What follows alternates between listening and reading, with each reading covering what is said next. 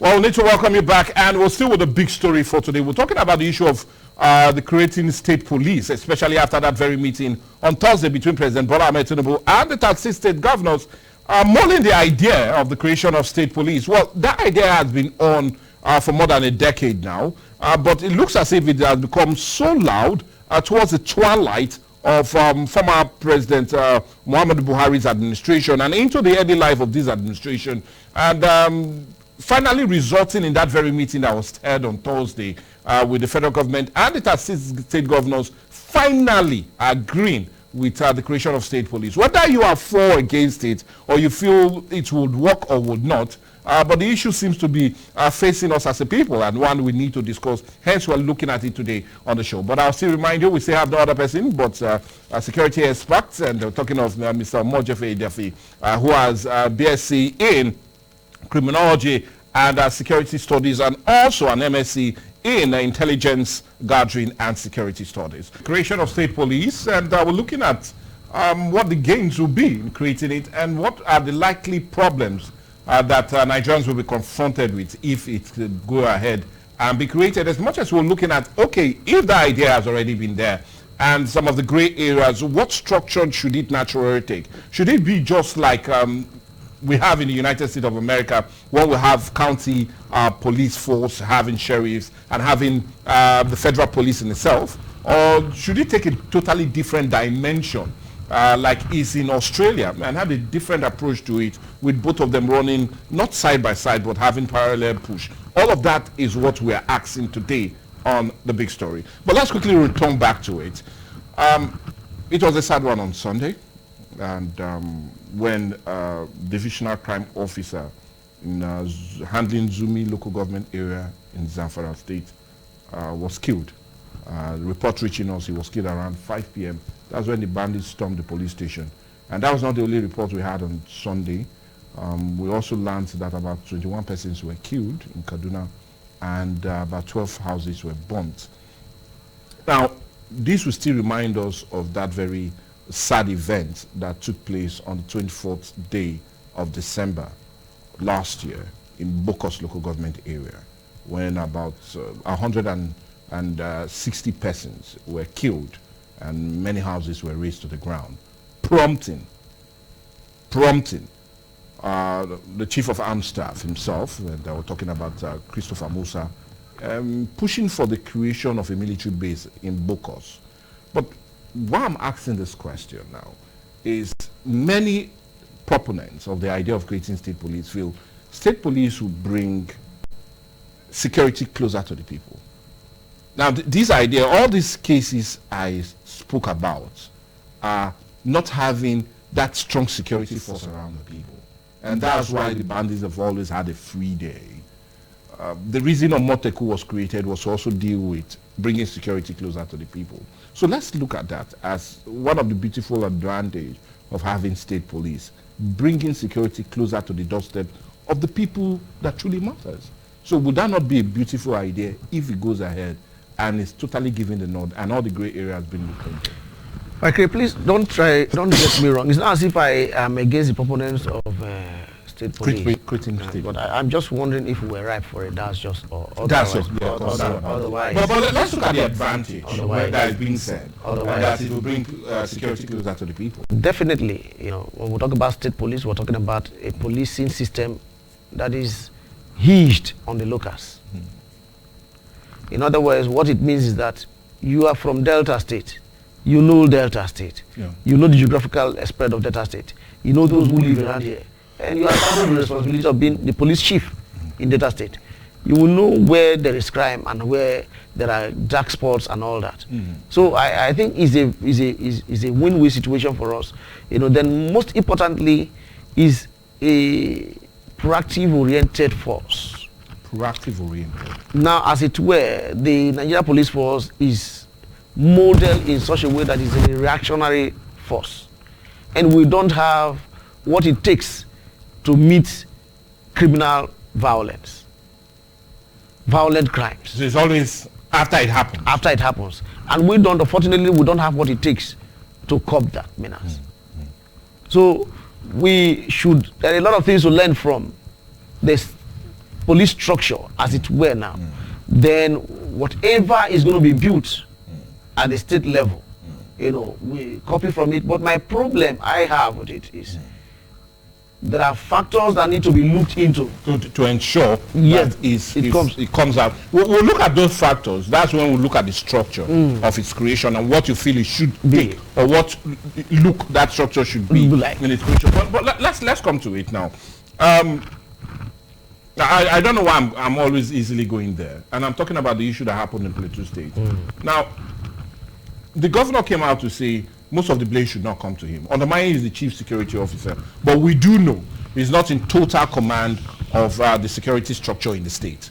He doesn't have total control over it because it's been made up of not just the Nigerian police force, who is well controlled by the Inspector General of Police and by extension Mr. President, and also the security there is being controlled also by the Nigerian Army, and with Christopher Musa taking charge. Undermining has a divisional or operational head there, but also under the ambit of Mr. President himself.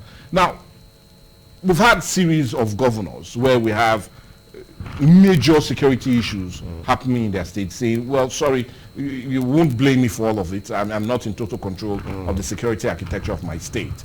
But if the creation of state police really goes ahead, will these don't blame me factor finally be put to rest?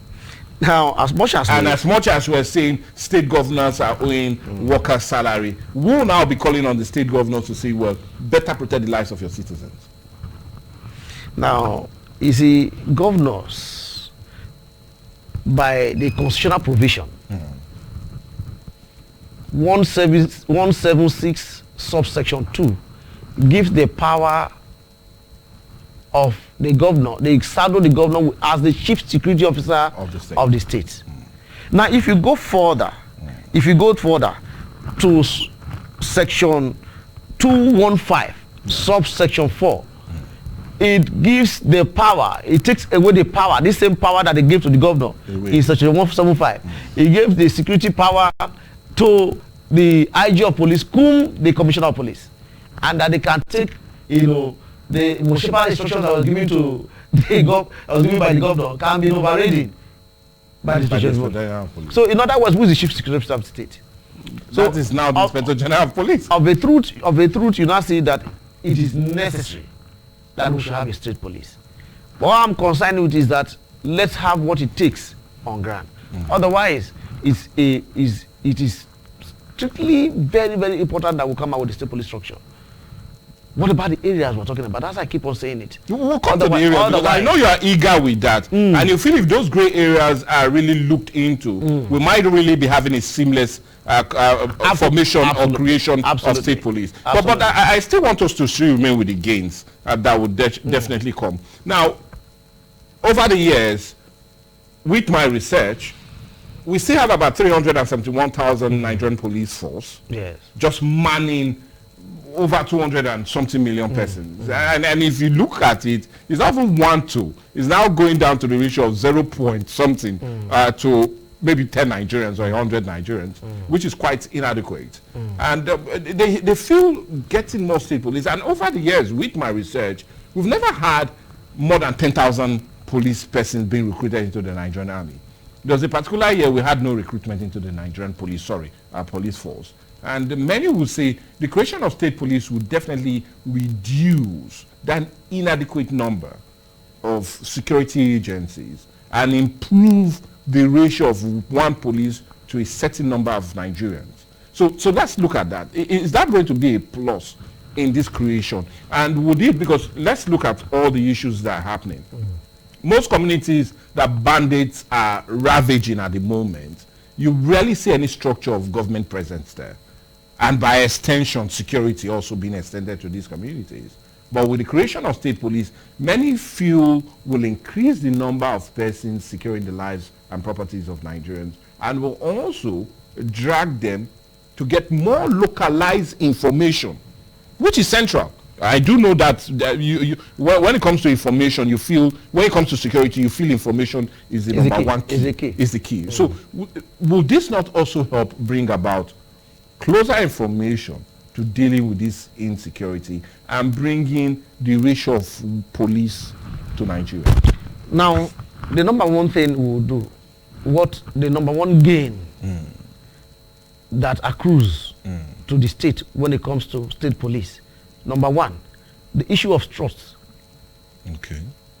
Now, which is deeply affected as it were as it is now. Yeah. Now, it will engender a harmonious relationship between the locals and the police, because this is my own. Okay.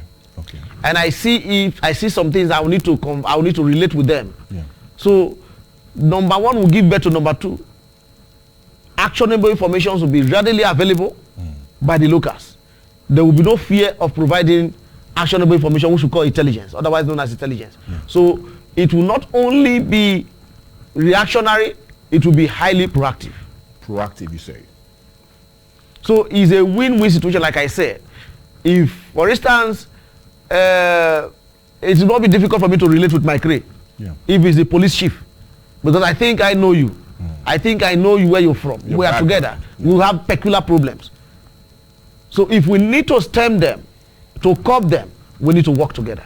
There will be an interface platform, even integrating the local vigilantes and all that, who may not be able to find their way into the state police, occasioned by their requisite qualifications not being available. But you'll be able to integrate, create a platform where you can interface with them, where there will be intelligence sharing, and there will be a synergy. And before you know it, there will be a landlock against the criminal elements. So I think that there are many gains, even as much as we have the disadvantages. You understand? That's one of them. One of the gains, yeah. Then, most importantly as well, the issue of employment, is something that we cannot, emphasize. You are going to employ, as it is now in the political structure, in the structure of the Nigerian police force, you agree with me that they are not balanced employment ratios. Of course. Across the states. Of course. Some states are shortchanged. Yeah. Now those who are shortchanged will feel like, okay, thank God, it is my own state now. And I'm contributing to so we have to, bring everything to bear. And for instance, if we're going to have about 100,000 police force in Delta State, they are certainly going to be Deltas. Yeah. Yes. So the issue of taking 100 persons away from the issue of being shortchanged will not be there. So I think there are a lot of things that the thing will bring to bear. And you're not going to bring somebody from Katsina to oversee a Delta police force. You understand? So I apart from that too, there are economic gains. Then I've talked about information sharing. Yeah. I've talked about trust issues. Yeah. Then when you impute your resources, when you fund it, the state governor, being the chief executive officer, will be able to oversee the expenditure. Okay. So like the pockets, the holes we have in our pockets in the central police force, where billions are located and they are not meant for, are not used for. And we haven't seen the situation where a state governor will go ahead, buy vehicles and gadgets for the police force, and that vehicles and gadgets will be relocated to somewhere else, knowing that it's under the control of the Nigerian police force. So all of that will come to an end. You understand? It comes to an end. So you see, whatever input you make financially, the funding will be judiciously utilized, would remain in the state. Okay. Okay, as much as you've said that, in case you're joining us, it's Quest today, and we're looking at the creation of state police, and what are the pros and cons, especially as it concerns it. Would it also be something of a pleasure in dealing with the huge insecurity that ravaged the land towards the twilight of the last administration, and the better part of this administration is a question, and also that prompted President Bola Ahmed Tinubu and the 30 state governors to come up with that idea. Well, it has always been there, like I said, more than a decade ago, but that call seems to be loudest, especially after a whole lot of issues. And one is a sad one that took place in Ekiti State just 2 weeks back, when people were kidnapped, prompting the government to say, well, we need to really have a meeting and talk about the issue of state police. And that's what we're still having, but I'll still remind you, we still have no other person but security expert of Dafe helping out with the issues. Yeah, we've looked at the gains, we've looked at the reason why, but it's only fair if we look at it. If we look at the fears being also expressed by those that seems to be totally against the creation of state police. And who will blame them rather than us starting with that fear that you also expressed in the initial half of this discussion and talking about increasing regional tension. Yes, as it stands now, the issue has always been there. Forgive me for saying this. We've fought a bitter civil war from 1967 close to 70, and that war was hinged on the fact that we had regions. Regional powers were more being recognized than the central, and everything that came after that civil war was to try to build us as one entity, with the creation of the Nigerian Youth Service Corps, with the creation and mandatory service that across you leaving your place of birth and place of residence to go serve somewhere else. And we came out also with the idea of federal character. All of that took center stage after the Nigerian Civil War, all in a bid to deal with the issue of regional belief, which was a stroking fire that accumulated to that civil war. But now having security forces fashioned around still region, and now not just region but states, are we not going to potentially see what we ran away from after the 70s, 67, 70s, bringing Ore's ugly head again? Right. And looking at some political, we do know some states are politically strong and regional in belief, and there's every likelihood that these states will use such belief to sit on the structure, and you might end up having a police force that is tinted towards the belief of the state and the goals and aspiration of the man in charge. Would that not be a problem? I agree. Unfortunately, Nigerians are very poor history students. We are very poor. A strong statement. Very poor history students. You know, you ask yourself, what led to the pogrom in the north? The pre-civil war. What led to the pogrom in the north? That eventually led to the civil war. What led to the first the first coup in the Federal Republic of Nigeria? You know, there are salient questions that are begging to be answered. You know, but unfortunately, probably because history has been expunged out of our curriculum battalion, you know, we don't have, people no longer have, they are no longer informed. Or go back to how it was. Where, you know, now, let me come down to what really, you know, happened in 1960, probably 60 to, you know, 60, like 66. We have the 60 to 60 to 60s. You know, there were factors that played out that led to the genocidal, you know, thing that happened in the north, where Igbos were exterminated, and, you know, that eventually led to the civil war.